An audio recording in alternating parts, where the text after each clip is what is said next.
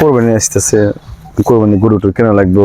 হ্যাঁ সময় তো ও রানা, হ্যাঁ হ্যাঁ বন্ধু, কোন যাস? কোরবানি হাটে যাইতেছি বন্ধু, গরু কিনবার নিকে। তুই কি এবার কোরবানি দিবি? হ্যাঁ বন্ধু, কোরবানি দিবার চাইতেছি তো। গরু কিনবি, তোর কাছে আছে?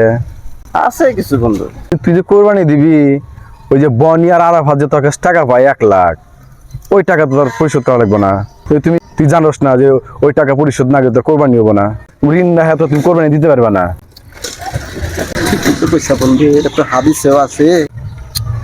এভাবে তো কোনো সময় চিন্তা করি। কোরবানি হবে না বন্ধু, হ্যাঁ। আগে ঋণ পরিশোধ করো, তারপরে আচ্ছা। কোরবানির চিন্তা করো।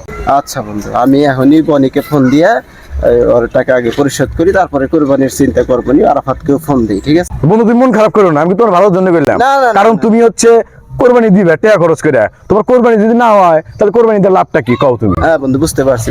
ধন্যবাদ তোমার, হ্যাঁ বন্ধু, অনেক ধন্যবাদ। হ্যাঁ বন্ধু, ঠিক আছে, আমাকে ধন্যবাদ, ঠিক আছে, ঠিক আছে।